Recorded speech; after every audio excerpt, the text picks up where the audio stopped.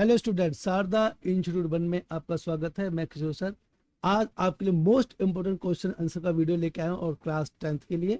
और ये हमारी जो क्लास है सीबीएसई की क्लास है और इसके जो महत्वपूर्ण क्वेश्चन आंसर हैं, कुछ हमारे जो महत्वपूर्ण जो तथ्य होते हैं, जो सारांश होता है हमारे पाठ का, आज हम उसको डिस्कस करेंगे पार्ट 1 में। और नेक्स्ट इसका जो सेकंड पार्ट है उसमें हमने क्वेश्चन आंसर किए हैं। तो आज हम केवल पार्ट 1 में जो हमारे चैप्टर हैं उसके मुख्य पॉइंट्स को हम डिस्कस करेंगे।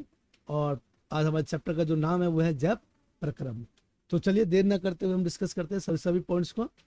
और जो हमारे पॉइंट्स हैं वो इस प्रकार हैं। देखिए, सबसे पहले दे रखा है विभिन्न प्रकार की गतियों को जीवन सूचक माना जाता है। ये हमारा एक हमारे जीवन का एक जो मुख्य पॉइंट है वो बताता है कि जो जीवन में जितनी भी हमारी क्या कहते हैं सूचकांक हैं वो किस पर डिपेंड करती है, गति पर। अगर कोई चीज गति कर रही है इसका मतलब उसमें जीवन है। मूवमेंट कर रहा है तो इसका मतलब वो जीवित है। अगर कोई चीज जीवित है और मूवमेंट नहीं कर रही है तो ऐसा तो पॉसिबल नहीं है ना। हाँ, अगर किसी भी जीव में अगर मूवमेंटेशन नहीं हो रही है, यानी कि प्रतिक्रिया नहीं हो रही है, गति नहीं हो रही है, इसका मतलब वो डेड है, मृतक है ना।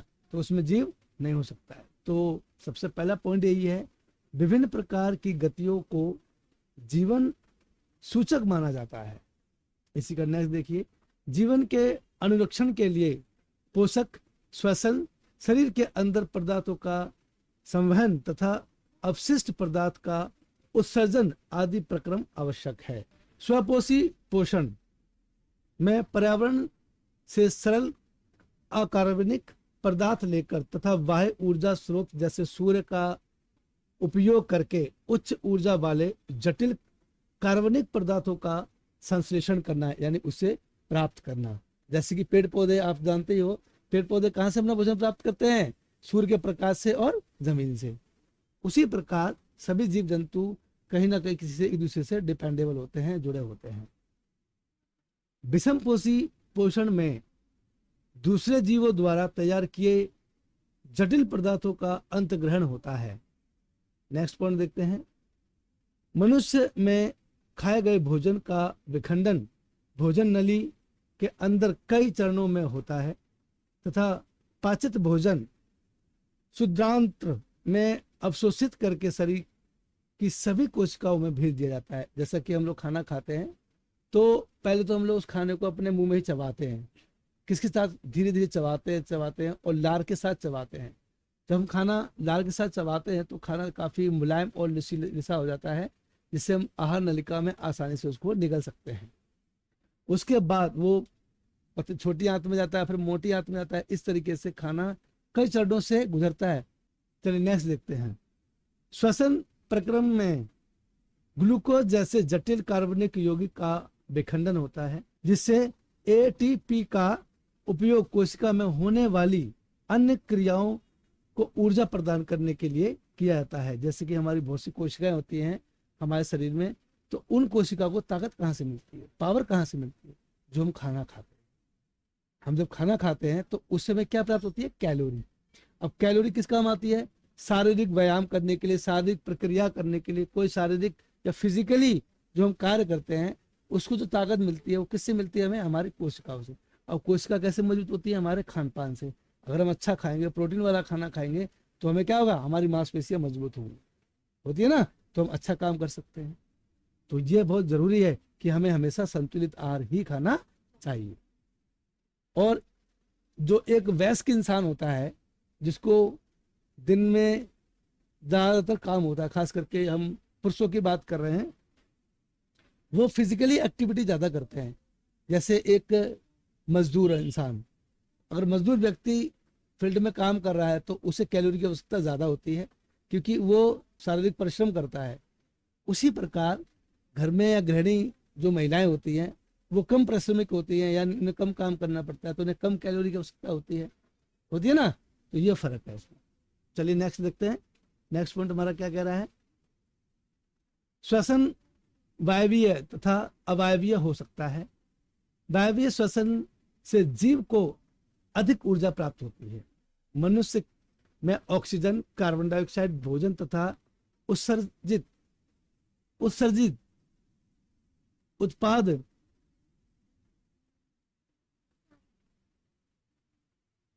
कर रहे हैं ना, ये वाला करना। सरीखे पदार्थों का वहन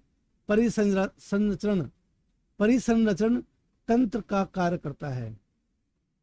परिसंचरण का तंत्र का कार्य करता है। जो हमारे परिसंचरण क्या होता है, देखो ये समझ लो। पहले पॉइंट को शुरू से समझते हैं। वो क्या कहना चाह रहा है, मनुष्य में ऑक्सीजन, कार्बन डाइऑक्साइड, भोजन तथा उत्सर्जी उत्पाद सरीखे पदार्थ का वहन, ठीक है, परिसंचरण यानी कि उसका एक स्थान से दूसरे स्थान में या एक रूप से दूसरे रूप में परिवर्तित होना, परिसंचरण तंत्र का कार्य करते हैं। परिसंचरण तंत्र में हृदय, रुधिर और रुधिर वाहिकाएं होती हैं। रुधिर समझते हैं हम किसे कहते हैं, बताओ किसे कहते हैं रुधिर? हमने पिछली कक्षाओं में पढ़ा है। रुधिर मतलब हमारा ब्लड, खून, उसको हम रुधिर बोलते हैं।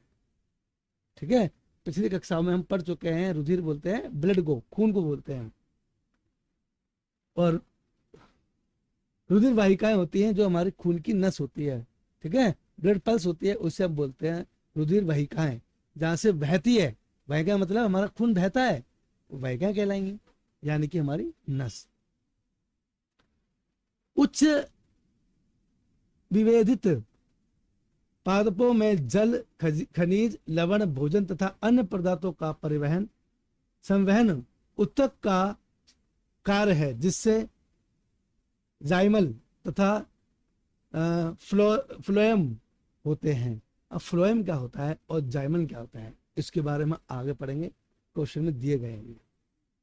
मनुष्य में उत्सर्जित उत्पाद विलय नाइट्रोजनी यौगिक के रूप में वृक्क में और वक्रकाणु यानी कि इसे बोलते हैं नेफ्रॉन द्वारा निकाले जाते हैं। ये भी एक हमारे शरीर में प्रक्रिया है जो कि काफी उत्सर्जित होती है। पादप अपशिष्ट पदार्थ से छुटकारा प्राप्त करने के लिए विभिन्न तरीकों का विविध की हम विभिन्न भी कह सकते हैं, तकनीकों का प्रयोग करते हैं। उदाहरण के लिए अपशिष्ट पदार्थ कोशिका रिक्तिका में संचरित किया जा सकता है, यानी संचरित किया जा सकता है, या गोंद, जो गोंद देखा है आपने क्या होता है, गोंद जो बबूल का गोंद होता है, नीम का होता है, इन सब पे गोंद होता है जो कि एक चिपचिपा पदार्थ होता है, वह रेजिन के रूप में तथा गिरती पत्तियों द्वारा दूर किया जा सकता है, या यह अपने आसपास की मृदा में उत्सर्जित कर देते हैं। जीवों का अनुरक्षण कार्य निरंतर होना चाहिए। अनुरक्षण का मतलब होता है जीवन में जो बदलाव निरंतर रहना चाहिए। देखो बदलाव हर जीव में होता है। जब वो पैदा होता है बिल्कुल मामूली सा होता है, फिर धीरे धीरे जैसे समय बदलता है, समय परिवर्तन होता है, वो कितना बड़ा हो जाता है ना। मनुष्य लगा लो या कोई कीड़े मकोड़े लगा लो या मुर्गी का चूजा लगा लो, कोई भी लगा लो आप, स्टार्टिंग में बिल्कुल छोटा होता है, नवजात शिशु की तरह होता है, बाद में वो वयस्क के पूर्ण अवस्था में आता है। तो वही बता रहा है इसका एक जीवन का प्रक्रम क्या होता है, किस तरीके से कार्य करता है। जीव का अनुरक्षण कार्य निरंतर होना चाहिए। यह उस समय भी चलता रहता है जब वे कोई विशेष कार्य नहीं करते हैं। जब हम सो रहे होते हैं या जब हम सो रहे हों अथवा कक्षा में बैठे हों, उस समय भी यह अनुरक्षण काम चलता रहना चाहिए। वे सभी प्रक्रम जो सम्मिलित रूप से अनुरक्षण का कार्य करते हैं जैव प्रक्रम कहलाते हैं। ये पॉइंट आपको अच्छे से नोट कर लेना कि जैव प्रक्रम होता क्या। ये क्वेश्चन जरूर आएगा, 100% आएगा ये क्वेश्चन आपके लिए। अब जैव प्रक्रम के कौन कौन से प्रकार हैं इधर देख लो। नंबर 1 पोषण। बिना पोषण के जैव प्रक्रम नहीं हो सकता। श्वसन सांस लेना। वहन मतलब होता है कि हम उसको व्यतीत कर रहे हैं, एक्सपेंड कर रहे हैं टाइम को। उत्सर्जन अपने आप को विकसित करना, ये उत्सर्जन कहलाता है। अब नेक्स्ट आता है हमारा पोषण। पोषण क्या होता है? न्यूट्रिशन, डाइट्स, है ना, उसे हम पोषण बोलते हैं। अब पोषण क्या, देखिए, जब हम टहलते हैं या साइकिल की सवारी करते हैं तो हम ऊर्जा का उपयोग करते हैं। उस स्थिति में भी जब हम कोई आभासी प्रक्रिया या क्रियाकलाप नहीं कर रहे हो, हमारे शरीर में कर्म की स्थिति के अनुरक्षण करने के लिए ऊर्जा की आवश्यकता होती है। वृद्धि, विकास, प्रोटीन संश्लेषण आदि में हमें बाहर से भी पदार्थ की आवश्यकता होती है। यह ऊर्जा का स्रोत तथा पदार्थ को हम खाते हैं वह भोजन है। अब मैंने जैसा कि अभी थोड़ी देर पहले बताया कि हम खाना क्यों खाते हैं। अगर हम कोई शारीरिक क्रिया कर रहे हैं, शारीरिक व्यायाम कर रहे हैं, शारीरिक कुछ गतिविधि कर रहे हैं, तो उसमें हमें सबसे ज्यादा कैलोरी की आवश्यकता होती है। समझ रहे हो? तो कैलोरी हमें कहाँ से प्राप्त होती है? भोजन से, पौष्टिक भोजन से। अगर आप संतुलित आहार खा रहे हो, पौष्टिक भोजन खा रहे हो, तो आपकी बॉडी में विटामिन, प्रोटीन, वसा, इन सब की पूर्ति हमेशा होती रहेगी और आप हमेशा स्वस्थ रहेंगे। आप लोगों को समझ में आ रहा है? गुड। नेक्स्ट क्वेश्चन देखिए, सजीव अपना भोजन कैसे प्राप्त करते हैं? That is the very most important question. Okay, तो सजीव अपना भोजन कैसे प्राप्त करते हैं इसको हम डिस्कस कर लेते हैं। सभी जीवों में ऊर्जा तथा पदार्थ की सामान्य आवश्यकता समान है, लेकिन इसकी आपूर्ति भिन्न विधियों से होती है, अलग अलग तरीकों से होती है। कुछ जीव कार्बनिक स्रोत से कार्बन डाइऑक्साइड तथा जल के रूप में तरल पदार्थ प्राप्त करते हैं। यह जीव स्वपोषी हैं, जिसमें सभी हरे पौधे तथा कुछ जीवाणु हैं। अन्य जीव जटिल पदार्थ का प्रयोग करते हैं। इन जटिल पदार्थों को सरल पदार्थ में खंडित करना अनिवार्य है, ताकि यह जीव के समारक्षण तथा वृद्धि में प्रयुक्त हो सके। कहने का मतलब यह है कि जब हम खाना खाते हैं तो कुछ खाना तो इतना इजी होता है कि वो आसानी से पच जाता है, जैसे खिचड़ी, दाल, चावल इत्यादि। कुछ खाने ऐसे कठोर होते हैं जिनको पचने में समय लगता है, टाइम लगता है ना? उसे बोलते हैं कठोर, जटिल भी कह सकते हो आप उसको। इसे प्राप्त करने के लिए जीव जैव उत्प्रेरक का प्रयोग करते हैं, जिन्हें एंजाइम कहते हैं। समझ में आया? एंजाइम्स क्या होते हैं? तो एंजाइम कहते हैं। अतः विषमपोषी उत्तरजीविता के लिए प्रत्यक्ष तथा परोक्ष रूप से स्वपोषी पर आश्रित होते हैं, यानी दूसरे पर डिपेंड होते हैं। जंतु तथा कवक इसी प्रकार के विषमपोषी जीवों में सम्मिलित होते हैं। यानी कुछ कई बार देखा होगा आपने, पीस पर, रोटी पर एक कवक यानी कि फफूंदी से जम जाती है। इसका मतलब क्या हुआ? कवक और फफूंदी ये दूसरे उस पर डिपेंड है कि वो होगा तब हम पैदा होंगे। होता है ना, अगर रोटी या ब्रेड ना हो तो ये फफूंदी या कवक कहाँ से आएगा? तो उनका होना जरूरी है ना। समझ रहे हैं ना? तो इसलिए वो बता रहा है कि अतः विषमपोषी उत्तरजीविता के लिए प्रत्यक्ष या परोक्ष रूप से स्वपोषी का पर आश्रित होते हैं, वो दूसरे पर आश्रित होते हैं अपने भोजन बनाने के लिए। अब देखिए स्वपोषी किसे कहते हैं, ये पॉइंट हमारा आ रहा है। स्वपोषी सॉरी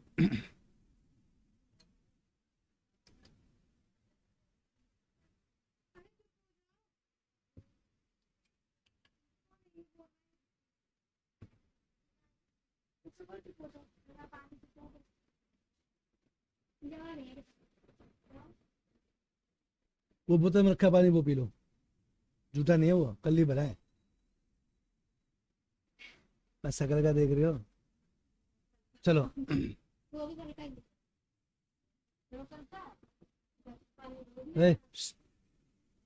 चलो, स्वपोषी पोषण। स्वपोषी जीव को कार्बन तथा ऊर्जा की आवश्यकताएं प्रकाश संश्लेषण द्वारा पूरी हो जाती हैं। यह वह प्रक्रम है जिसमें स्वपोषी बाहर से या लिए पदार्थों को ऊर्जा संचित रूप में परिवर्तित कर देता है। यह पदार्थ कार्बन डाइऑक्साइड तथा जल के रूप में लिए जाते हैं, जो सूर्य के प्रकाश तथा क्लोरोफिल की उपस्थिति में कार्बन डाइऑक्साइड में परिवर्तित कर प्रयुक्त होते हैं। जो कार्बोहाइड्रेट तुरंत प्रयुक्त नहीं होते हैं, उन्हें मंड के रूप में संचित कर लिया जाता है। यह संरक्षित या संरक्षित कह सकते हो उसको, संरक्षित आंतरिक ऊर्जा की तरह कार्य करेगा और पौधे द्वारा आवश्यकता अनुसार प्रयुक्त कर दिया जाता है। कुछ इसी तरह की स्थिति हमारे अंदर भी होती है।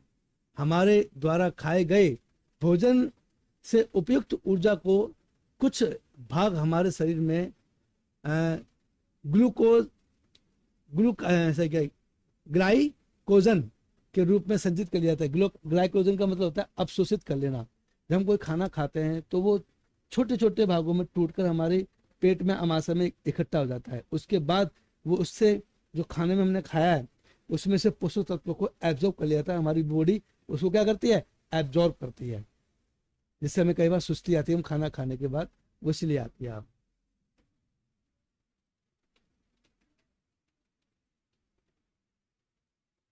जैसे कि देखिए एक पत्ती की सहायता से दिखाया गया है। ये एक कोई प्लांट है, उसकी पत्ती है, उसको बताइए किस तरीके से वो कार्य करता है।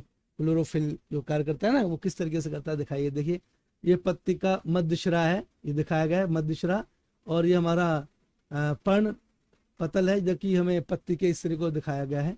और ये शिरा जो पत्ती के जो किनारे होते हैं उसको हमें शिरा बोला गया। जैसे कि देखिए आपको डायग्राम में दिख रहा है, ये हमारा एक शिरा है। जैसे देखिए ये रहा, ये नहीं दिखा रहा ना आपको, ये एक सिरा है। और फ्लोएम लाइमंस संवहन मंडल जो कि यहाँ से होता है, देखिए दिखाया गया ना, ये वाला हिस्सा, यहाँ से हम लोग पूरी पत्ती को अपना भोजन और पानी सप्लाई करते हैं। ये उस तरीके से दिखाया है।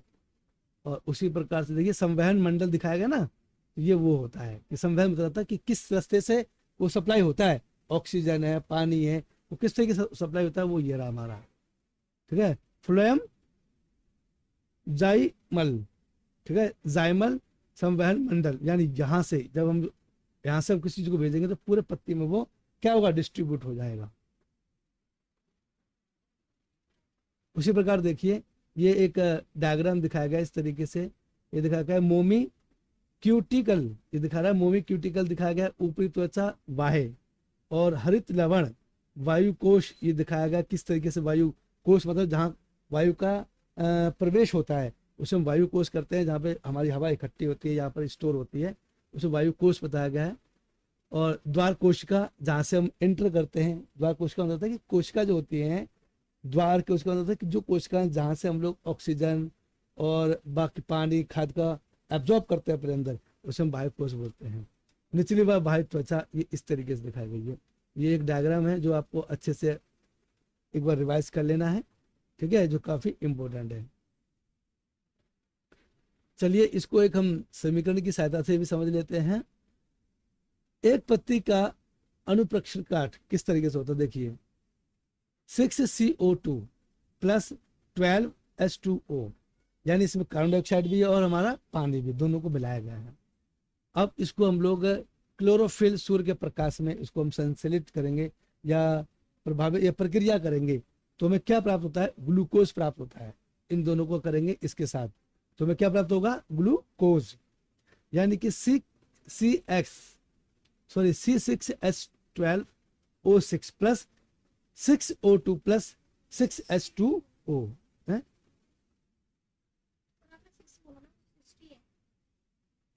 6O2 है वो, तो उसका मतलब ये क्या होगा, 0। कोई बात नहीं। तो चलिए नेक्स्ट देखते हैं। प्रकाश संश्लेषण प्रक्रम में वास्तव में क्या होता है। इस प्रक्रम के दौरान निम्नलिखित घटनाएं बताइए। जब प्रकाश संश्लेषण होता है तो ये क्या है, प्रकाश संश्लेषण क्वेश्चन काफी इंपोर्टेंट है, ध्यान रखना। ये क्वेश्चन जरूर पूछता है कि प्रकाश संश्लेषण क्या है और ये क्या होता है, किस तरीके से कार्य करता है। तो देखिए देखते हैं हम लोग। नंबर 1, क्लोरोफिल द्वारा प्रकाश ऊर्जा को अवशोषित करता है। कौन करता है, पेड़ पौधे, क्लोरोफिल के कारण। पॉइंट नंबर 2, प्रकाश ऊर्जा को रासायनिक ऊर्जा में रूपांतरित करना तथा जल अणुओं का हाइड्रोजन तथा ऑक्सीजन में अपघटन करना, यानी कि दोनों को आपस में मिलाना। 3rd पॉइंट देखते हैं। कार्बन डाइऑक्साइड का कार्बोहाइड्रेट में अपचयन होना यानी कि बदलना। अपचयन मतलब क्या होता है? बदलना। यह आवश्यक नहीं है कि यह चरण तत्काल एक के बाद दूसरे हो। उदाहरण के लिए मरुद्गति, ये क्या है? मरुभत्तिदित पौधे, कुछ इसको मरुस्थलीय पौधे भी कह सकते हैं। मरुस्थलीय पौधे जैसे कि कीकड़, कैक्टस, आपने देखे है ना, इस तरीके के मरुस्थलीय पौधे होते हैं। रात्रि में कार्बन डाइऑक्साइड देते हैं। बाकी हमारे घर में जो नॉर्मल पेड़ पौधे हैं, ये सभी पेड़ पौधे रात्रि में और कार्बन डाइऑक्साइड को रिड्यूस करते हैं, छोड़ते हैं, और दिन में सूर्य के प्रकाश में ये ऑक्सीजन को रिड्यूस करते हैं, छोड़ते हैं। आपको समझ में आ रहा है? रात्रि में कार्बन डाइऑक्साइड लेते हैं और यह मध्य स्तर उत्पाद बनाते हैं। दिन में क्लोरोफिल ऊर्जा अवशोषित करके अंतिम उत्पाद बनाते हैं, जिसको हम ऑक्सीजन भी कहते हैं, और ऑक्सीजन के रूप में वो छोड़ देते हैं। उपयुक्त अभिक्रिया का प्रत्येक घटक प्रकाश संश्लेषण के लिए किस प्रकार आवश्यक है? यदि हम ध्यानपूर्वक एक पत्ती की अनुप्रस्थ काट का सूक्ष्मदर्शी द्वारा अवलोकन करेंगे तो आप नोट करेंगे कि कुछ कोशिकाओं में हरे रंग के बिंदु दिखाई देते हैं। यह हरे बिंदु कोशिकांक होते हैं। क्या होती है? कोशिकांक होते हैं। हमारे पास सूक्ष्मदर्शी भी है, मैं आपको प्रैक्टिकल करके दिखाऊंगा। क्लोरोप्लास्ट कहते हैं, इसमें क्लोरोफिल होता है। और क्लोरोफिल कब होता है? जब सूर्य के प्रकाश में कोई हरी पत्तियां होती हैं, वो प्रतिक्रिया करती हैं, तो उसे क्लोरोप्लास्ट कहते हैं। प्रकाश संश्लेषण के लिए गैसों का अधिकांश आदान प्रदान इन्हीं छिद्रों के द्वारा होता है। आपने पंक्तियां देखी होंगी, उनमें छोटे छोटे छिद्र होते हैं। हालांकि आपको वैसे नहीं दिखेगा, जब आप सूक्ष्मदर्शी से देखेंगे तो उसमें हल्के से छोटे छोटे आपको छिद्र दिखाई देंगे, जैसे कि आपकी त्वचा में होते हैं। आपको दिखते नहीं है। पसीना कहाँ से आता है? आपको उन छिद्रों से आता है ना। तो वो छिद्र हमें नग्न आंखों से नहीं दिखेगा। जब हम उसको सूक्ष्मदर्शी से उसको बड़ा करके देखेंगे तो वो छिद्र हमें आपस में दिखते हैं। यह जानना भी आवश्यक है कि गैसों का आदान प्रदान तने, जड़ और पत्तियों की सतह से भी होता है। इन रंध्रों मतलब छोटे छोटे छिद्र बोलते हैं, उन्हें रंध्र बोलते हैं। रंध्रों से पर्याप्त मात्रा में जल की भी हानि होती है। अतः जब प्रकाश संश्लेषण के लिए कार्बन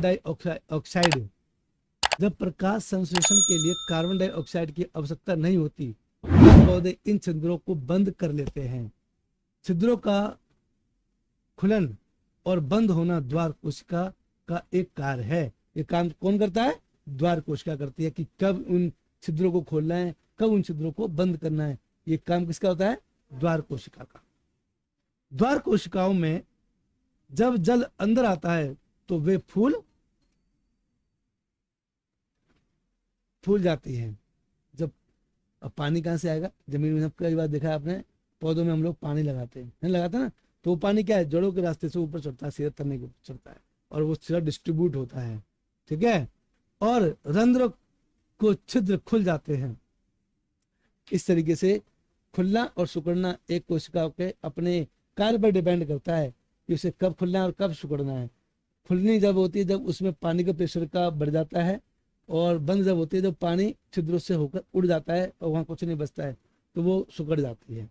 जैसा कि चित्र में दिखाया गया है, देखिए द्वार कोशिकाएं, रंध्र छिद्र दिखाया गया है। इस तरफ देखिए, ये हमारी द्वार कोशिकाएं, जैसे देखिए ये कोशिका के द्वार हैं, और ये छोटे छोटे रंध्र दे रखे हैं। ये देखिए, ये दे रखे हैं, ये रंध्र हैं। और हरित लवक, ये जो कि हरे छोटे छोटे डॉट्स दे रखे हैं, लवक होते हैं जो कोशिकाओं को मजबूती प्रदान करते हैं। उसी प्रकार से सेकंड में देखिए, पॉइंट बी में देखिए, बंद रंध्र। यहाँ पहले में दिखाया था ए वाले में खुले हुए, और यहाँ दिखाया है बंद रंध्र। देखिए नीचे दिखाया गया है बंद रंध्र। छिद्र का बंद होना कब होता है? जब छिद्र बंद हो जाते हैं तो पत्तियां कई बार देखा होगा बिल्कुल सिकुड़ जाती हैं या बिल्कुल मुड़ जाती हैं, फिर सुबह वैसे हो जाती हैं, जैसा कि डायग्राम में दिखाया गया है। उसी प्रकार से हम लोग राइट हैंड पे देखते हैं, दो फ्लावर पॉट दिए गए हैं। प्रयोग में दिखाया गया है प्रायोगिक अवस्था पोटेशियम हाइड्रोक्साइड के साथ पोटेशियम हाइड्रोक्साइड के बिना क्या होता है। देखिए, अगर हम किसी भी गमले को, दो गमले लेते हैं, एक गमले को हमने खुले में रखा और एक गमले को हमने कमरे के अंदर रखा, तो इसमें क्या अंतर पाएंगे आप 2 दिन बाद? बताइए, कोई बताएगा आप में से? एक पौधे को हमने बाहर रखा सूर्य के प्रकाश में, और एक हमने एक कमरे में रखा जहाँ पे सूर्य का प्रकाश बिल्कुल नहीं है, अंधकार है। तो उन दोनों पेड़ों की स्थिति के बारे में आप क्या बताएंगे? यस। वो ठीक रहेगा, मतलब वो मुरझाएगा नहीं, और जो मतलब कमरे में बंद रखा है वो मुरझा जाएगा। पर एक मैं बताऊं, जो सूर्य के प्रकाश में रखेंगे ना उसमें वृद्धि भी होगी, और जो कमरे में रखेंगे उसमें वृद्धि नहीं होगी क्योंकि उससे सूर्य का प्रकाश नहीं होगा, वेरी वो गुड, बढ़ेगा नहीं। बिल्कुल सही जवाब। तो कमरे में रखें। हाँ, दोनों, आप दोनों का इस जवाब बिल्कुल सही है कि बिल्कुल ऐसा ही होता है।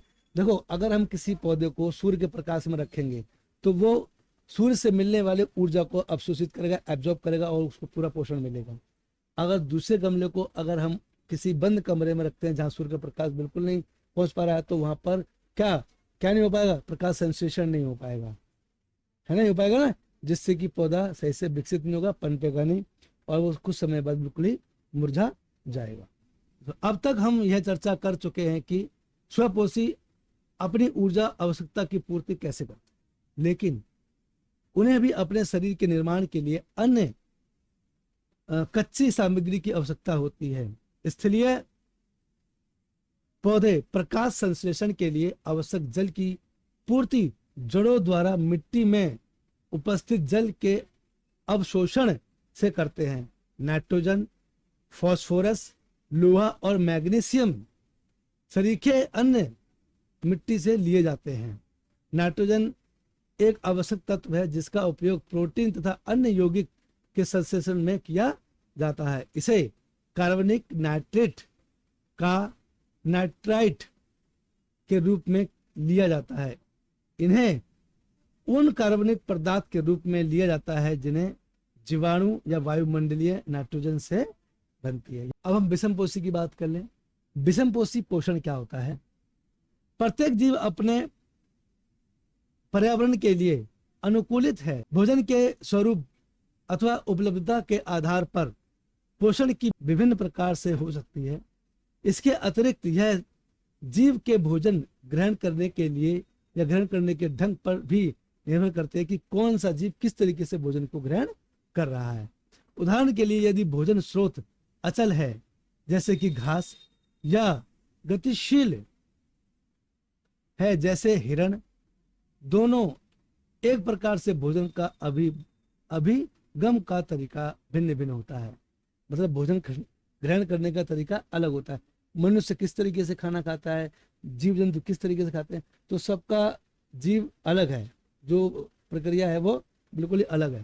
तथा गाय व शेर किस पोषक उपकरण का प्रयोग करते हैं? जीवों द्वारा भोजन ग्रहण करने के या ग्रहण करने और उससे उपयोग की अन्य युक्तियां हैं। कुछ जीव भोज्य पदार्थों का विघटन शरीर के बाहर ही कर लेते हैं या कर देते हैं और तब उसका अवशोषण करते हैं। फफूंदी, ईस्ट और मशरूम आदि कवक इससे उदाहरण है। ये जो सब इसके क्या है? उदाहरण है, जो कि बाहर ही अपना भोजन बनाते हैं और बाहर ही त्याग देते हैं।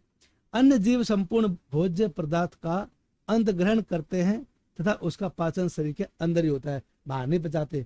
ये नहीं तुमने बाहर पचा लिया फिर खाना खा लिया, ऐसा नहीं होता ना। पहले आप खाना खाओगे, वो टूटेगा, छोटी उसमें आंतों में जाएगा, वहां जाएगा, फिर जाके वो पचता है खाना। और खाना कहाँ पचता है? हमारे पेट में। हमारे पेट में क्या होता है? एक एसिड होता है जिसका नाम क्या है? Amino acid. क्या होता है? अमीनो एसिड होता है जो हमारे खाने को पचाता हुआ गलाता है। चलिए नेक्स्ट क्वेश्चन करते हैं। जीव अपना पोषण कैसे करते हैं? जो जीव जंतु होते हैं अपना पोषण कैसे करते हैं? क्योंकि भोजन और उसके अंतग्रहण की विधि भिन्न है, अतः विभिन्न जीवों में पाचन तंत्र भी भिन्न भिन्न होगा। सही बात है। देखो, जानवरों में अलग होता है, पक्षियों में अलग, चिड़ियों में अलग, मनुष्यों में अलग। हर जीव में जैसे जैसे उनका खान पान है, जैसे जैसे उनकी स्थिति है, उसके हिसाब से उनका पाचन तंत्र भी होता है। ठीक है, भिन्न भिन्न होगा। एक कोशिका जीव में भोजन संपूर्ण सतह से लिया जा सकता है, लेकिन जीव में जटिलता बढ़ने के साथ साथ भिन्न कार्य करने वाले अंग विशिष्ट हो जाते हैं। उदाहरण के लिए, अमीबा कोशिकाई सतह से अंगुली जैसे अस्थायी प्रवर्धन की मदद से भोजन ग्रहण करता है।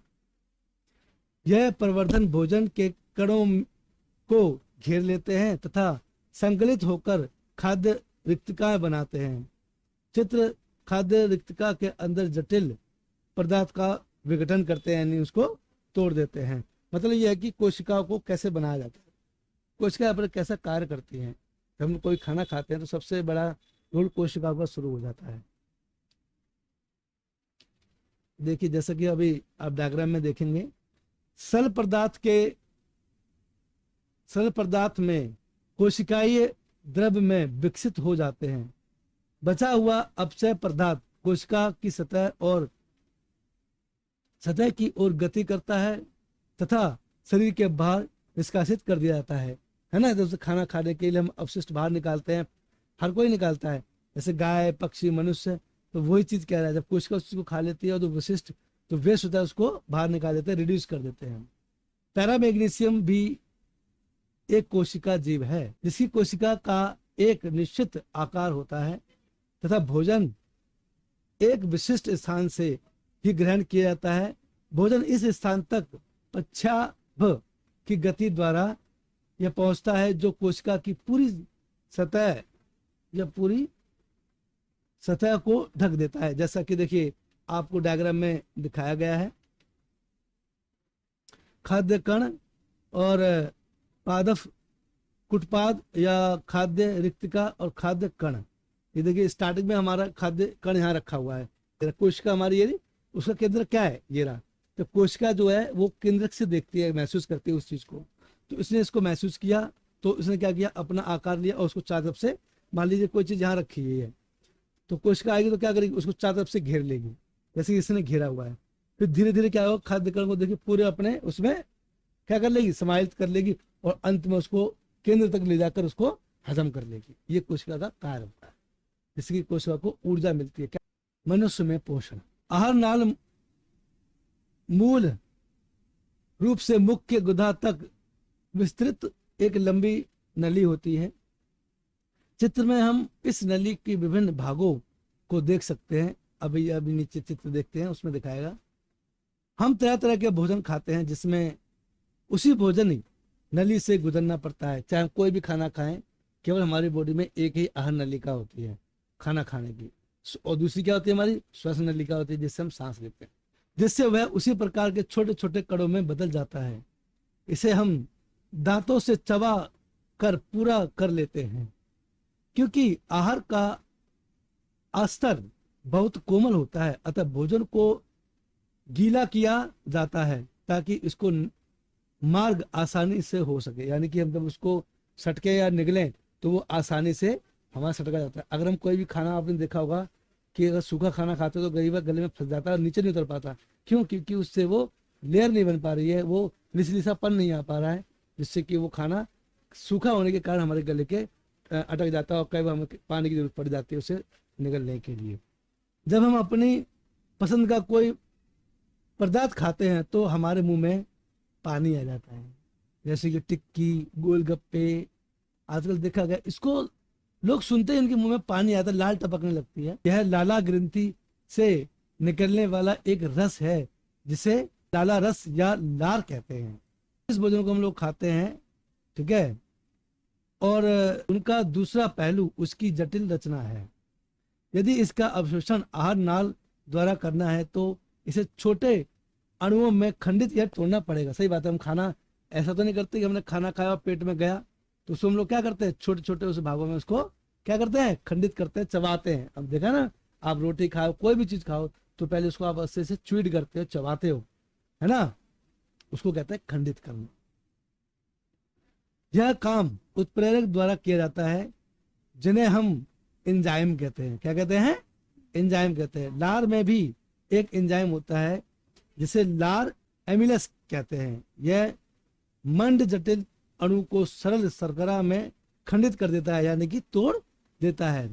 भोजन को चबाने के दौरान पेशीय जीवा भोजन को लार के साथ पूरी तरह मिला देती है। जो हमारी जीवा है ना, हम लोग खाना खाते हैं तो कभी इधर पलटते कभी इधर पलटते ना, तो उसमें जीव का भी अपना एक रोल होता है, ये ध्यान रखना। भोजन को पचाने के दौरान पेशीय जीवा भोजन को लार के साथ पूरी तरह से मिला देती है। आहार नली में हर भाग में भोजन की नियमित रूप से गति उसके सही ढंग से प्रक्रमित होने के लिए आवश्यक है। यह क्रमांक सूचक गति पूरी भोजन नली को में होती है। मतलब जहाँ जहाँ हम खाना जब तक हमारा पच नहीं जाता तब तक ये प्रक्रिया निरंतर चलती रहती है। मुंह से अमाशय तक यानी मुंह से लेकर पेट तक भोजन ग्रसिका या ईसोफेगस द्वारा ले जाया जाता है। एक हमारी जो आहार नलिका होता है उसके द्वारा उसको हम लोग ले जाते हैं। अमाशय एक बाह्य अंग है जो भोजन के आने से फैल जाता है। कई बार देखा ना, खाना हम ज्यादा खा लेते तो पेट फूल जाता है, तो वो फूलता है, बढ़ता है। अमाशय की पेशीय भित्ति भोजन को अन्य पाचक रसों के साथ मिश्रित करने में सहायक होती है। क्या होती है? उसे जोड़ने में या उसे मिश्रित करने में सहायक होती है।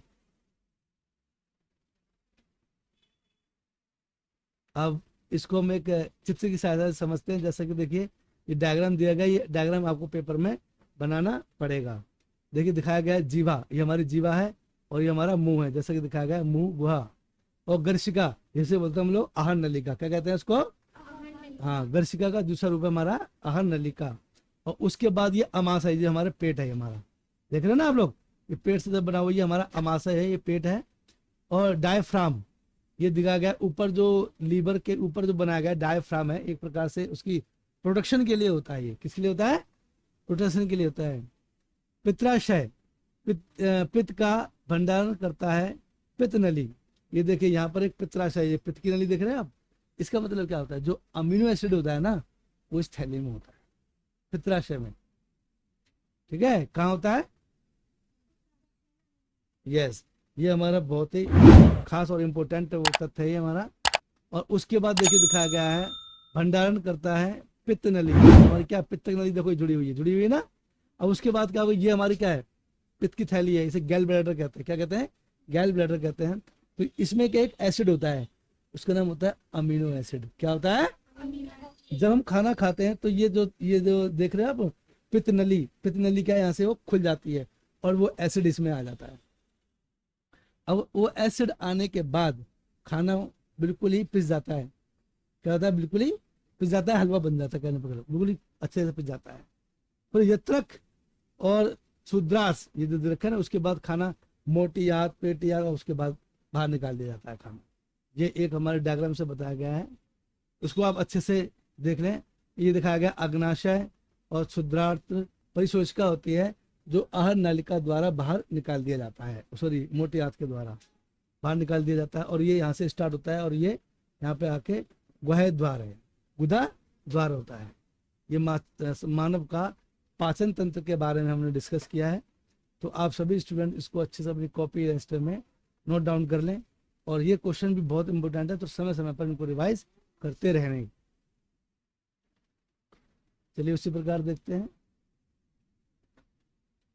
श्वसन। इसके बारे में तो आप सभी जानते हैं श्वसन क्या होता है। जिन खाद्य पदार्थों का अंतग्रहण पोषण प्रक्रम में लिया जाता है, कोशिकाएं उनका उपयोग विभिन्न जैव प्रक्रम के लिए ऊर्जा प्रदान करने के लिए करती है।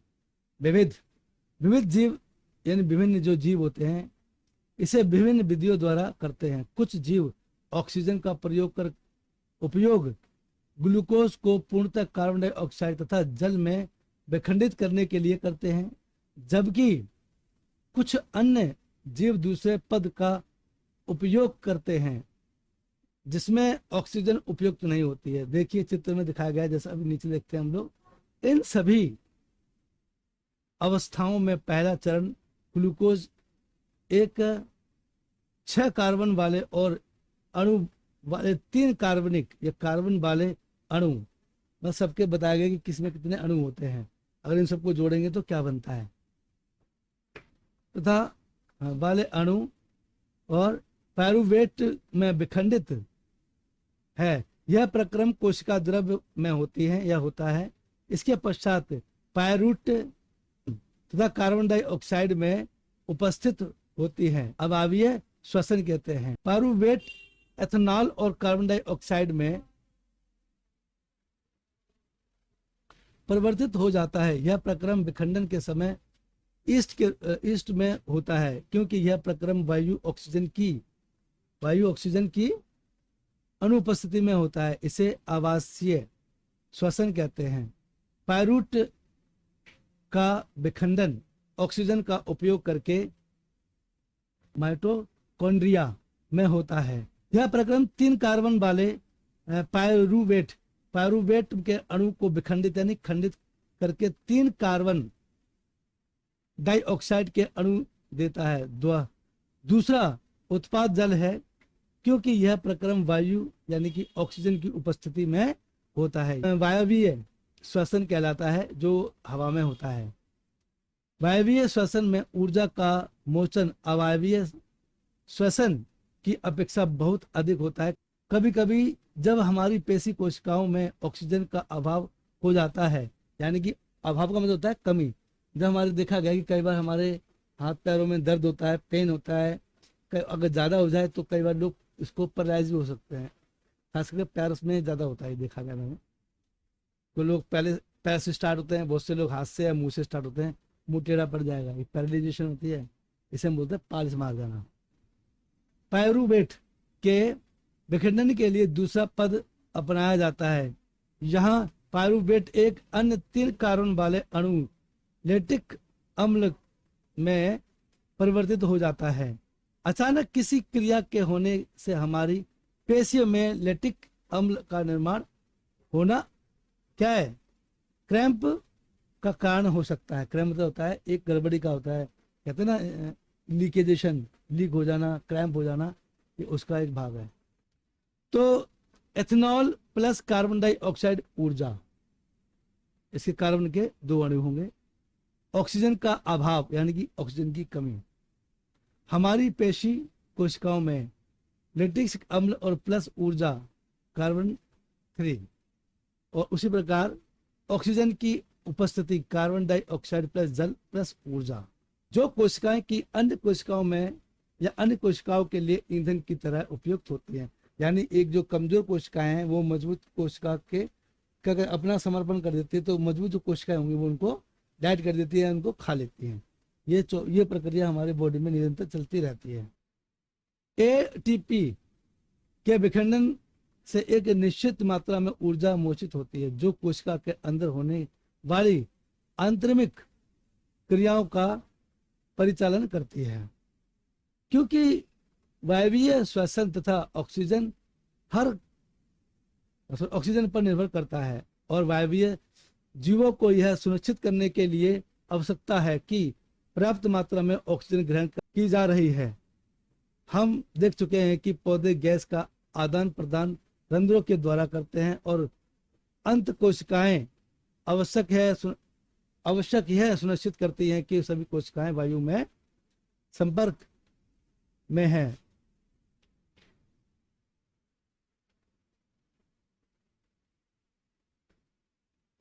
यह कार्बन डाइऑक्साइड तथा ऑक्सीजन का आदान प्रदान विसरण द्वारा होता है। यह कोशिकाओं में या उससे दूर बाहर वायु में जा सकती है। विसरण की दिशा में पर्यावरण आवश्यकता तथा पौधे की आवश्यकता पर निर्भर करती है। रात्रि में जब कोई प्रकाश संश्लेषण की क्रिया नहीं हो रही हो, तब कार्बन डाइऑक्साइड का निष्कासन ही मुख्य आदान प्रदान है। इन दोनों श्वसन के दौरान निकलने वाली CO2 कार्बन डाइऑक्साइड वायुमंडल या प्रकाश संश्लेषण में उपयुक्त होती है। और इस तरीके से हमारे सभी क्वेश्चंस कंप्लीट हो गए हैं पार्ट 1 के। और मैं सभी स्टूडेंट से कहना चाहूँगा कि आप इन सभी क्वेश्चनों को अपनी कॉपी रजिस्टर में नोट डाउन करें और जल्दी से इसको रिवाइज शुरू कर दें। और आपका जल्दी ही नेक्स्ट पार्ट आने वाला है, सेकंड पार्ट इसका साइंस का। तो चलिए जल्दी से आप इसको अपनी कॉपी में नोट कीजिए और इसको रिवाइज कीजिए। तब तक के लिए टेक केयर, बाय बाय, जय भारत, जय हिंद।